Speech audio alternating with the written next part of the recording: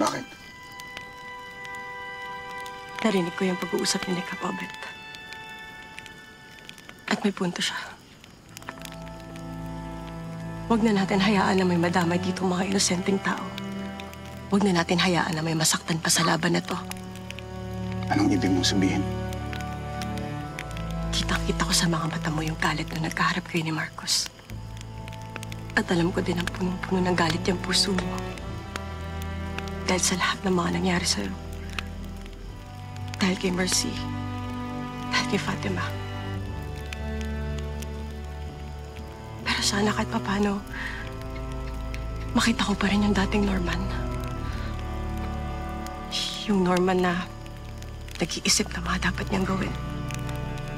Yung taong iisipin ang kapakanan ng ibang tao kahit ng mga kalaban niya.